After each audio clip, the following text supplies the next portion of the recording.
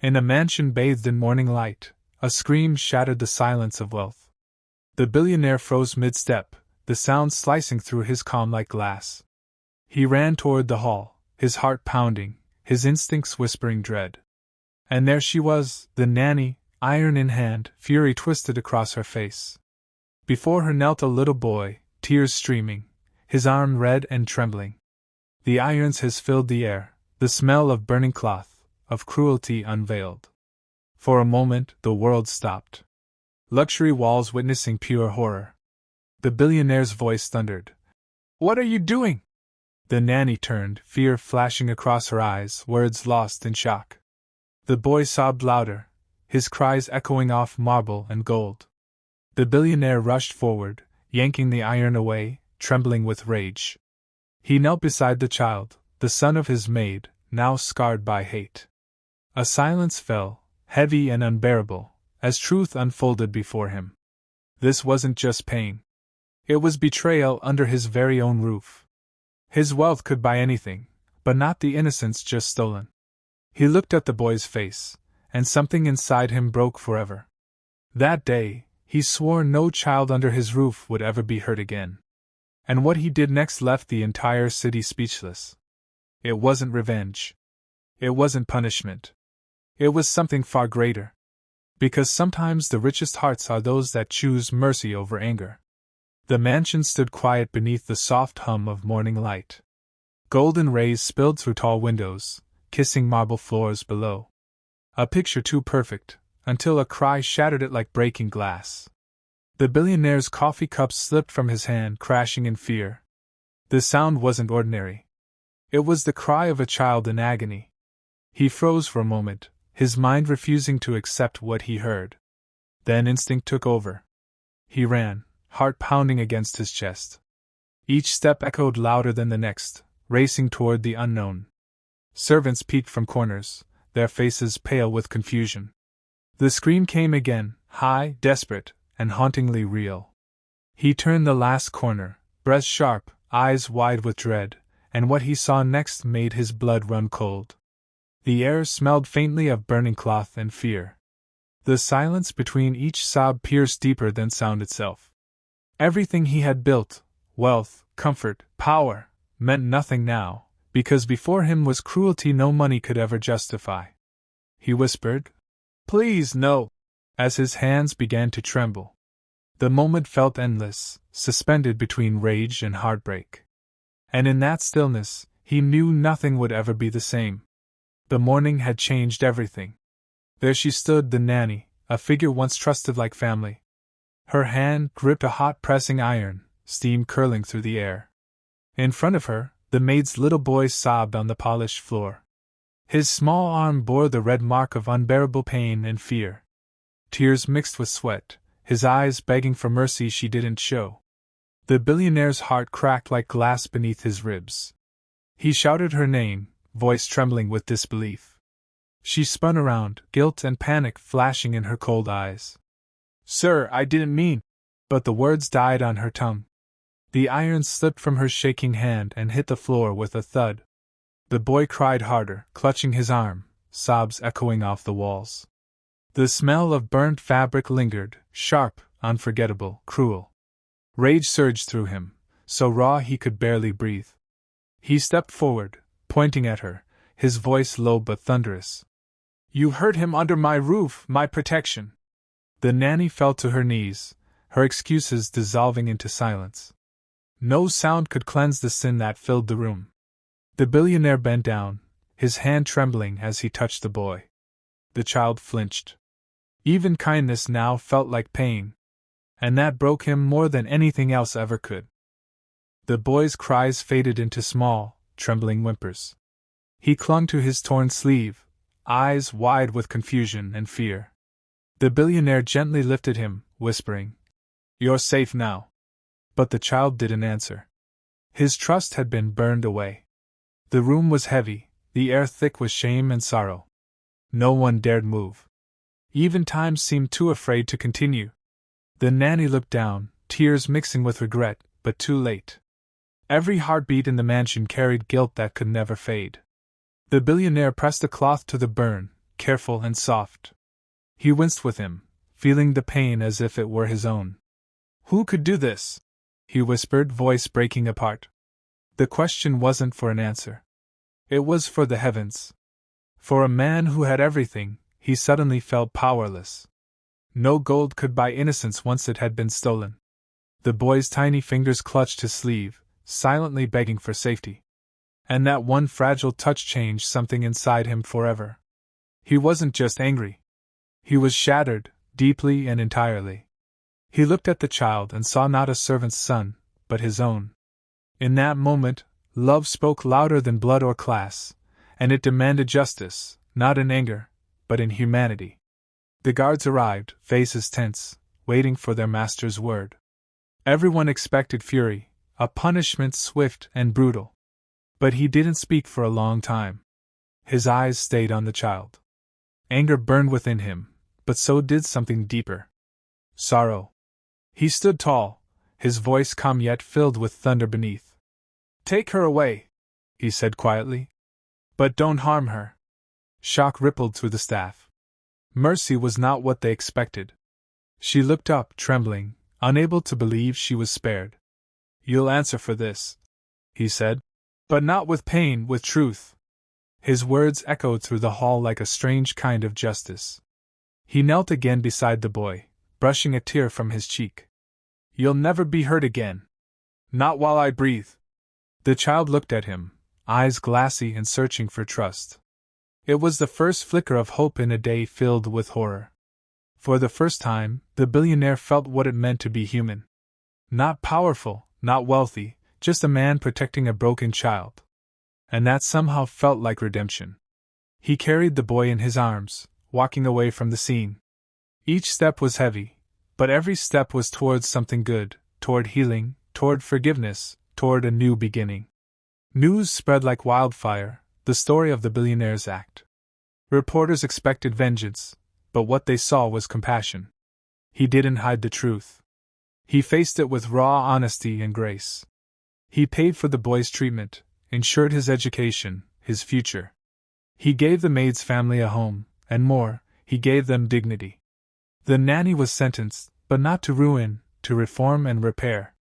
The billionaire visited her once behind glass and regret. "I forgive you," he said, "but never forget what pain can do." She wept, not from mercy received, but from shame finally understood. The boy, healed with time, began to smile again, slowly, bravely.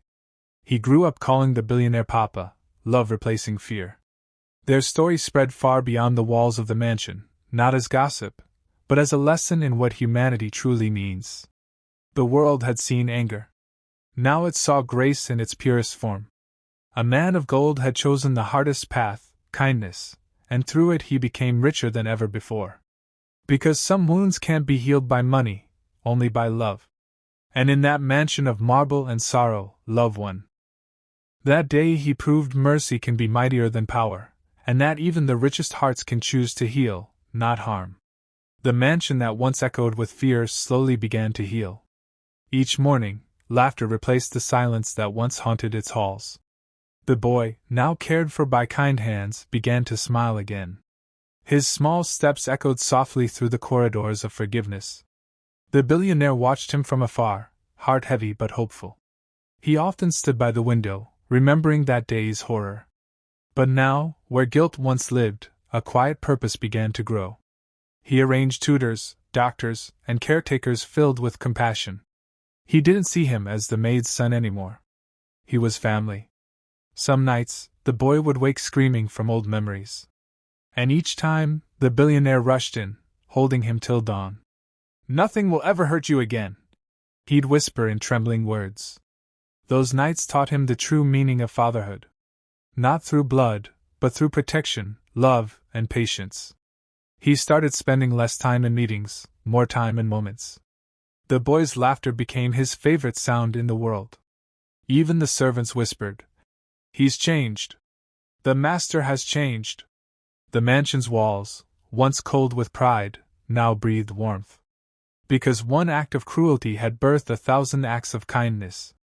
And in that rebirth, both hearts began to heal, one small smile at a time. He realized forgiveness wasn't weakness. It was strength reborn. That love could rebuild what fear once destroyed. And that the true measure of a man wasn't wealth. It was mercy. Together they learned how to turn pain into purpose, and every sunrise whispered. The worst day gave birth to the best bond. Months passed and the nanny sat alone in a rehabilitation home. Her days were quiet, her nights filled with echoes of regret. The sound of that boy's cry haunted her more than any prison ever could. At first, she hated herself, but then she began to understand. Pain doesn't justify cruelty. It only multiplies it. She joined counseling, learning to face the darkness she created. Every letter she wrote began the same. I'm sorry. But the one she sent to the billionaire was different. It said, You taught me mercy when I deserved none. He read it silently, eyes wet, heart both heavy and light. He didn't reply. He didn't need to. Forgiveness had already spoken. The boy, now happier, asked one day, Papa, why did you forgive her? The billionaire smiled softly and said, Because hate hurts forever. The child looked down, thinking deeply for a moment. Then he whispered, I think you healed her heart too. The billionaire's eyes filled. The innocence of truth so pure. He realized then that healing wasn't about forgetting. It was about freeing. Freeing both the victim and the one who caused the pain. And through that freedom, peace finally found its way back. Even the walls of the mansion seemed to breathe easier. The ghosts of guilt slowly faded into memories of grace. Forgiveness didn't erase the past. It redeemed it. And in that redemption, everyone found a piece of light. Because mercy had done what anger never could. It rebuilt souls. And love had triumphed quietly, humbly, beautifully. One bright afternoon, the boy played in the garden with laughter pure. His giggles floated through the air like little rays of sunlight. The billionaire watched from the balcony, smiling, his heart full. The maid stood beside him, eyes wet with gratitude and pride. Her son was no longer a servant's child. He was family now. She whispered, Sir, I'll never forget what you did for him. He turned to her, eyes soft, and said, He saved me too. Because truly, it wasn't just the boy who healed. It was him. He had spent years building empires but never built peace within. But this small child, this little soul, changed that forever. They began traveling together. Beaches, parks, places of joy. The boy would laugh, pointing at birds and shout, Papa, look! Those simple moments became his greatest treasures. The world outside saw power. The world inside him saw purpose. At night, he tucked the boy in, brushing his curls gently. Good night, my brave one, he whispered, kissing his forehead. Sometimes he'd stand there longer, thanking the heavens above, because from pain had come love, pure, unstoppable love. The maid would watch, smiling through tears, whispering prayers. And in those quiet nights, the mansion glowed with something divine. Not money, not pride, but peace earned through compassion. The billionaire realized the richest gift wasn't gold or fame. It was the chance to love and be loved without condition. And that made his mansion feel less like a palace and more like a home built on grace and second chances. In a world where power often speaks louder than pain, he chose mercy. He proved that true strength isn't in wealth, but in compassion. The boy's scar healed, but his heart healed faster through love. The billionaire learned that forgiveness doesn't erase the past, it transforms it. Sometimes the cruelest moments awaken the kindest souls. He had every reason to seek revenge. But he chose redemption instead. Because kindness, once given, returns in ways money never could. The mansion that once echoed with sorrow became a house of hope. Every corner whispered a new truth. Love can rebuild anything. The boy grew up strong, gentle, and unafraid of the world again. He called the man Papa, not because of blood, but because of heart. And in that name, the billionaire found the peace he had searched for all his life. The nanny, forever changed, spent her life helping children in pain. Even her tears became prayers of gratitude for the second chance she was given. This story reminds us, sometimes angels come disguised as broken souls, and miracles often begin in the darkest, most painful moments. Forgiveness doesn't make you weak, it makes you whole again. Because when you heal others, you heal yourself, too. The richest hearts aren't the ones that hold gold, but the ones that hold grace. And in the end, love always wins, quietly but completely.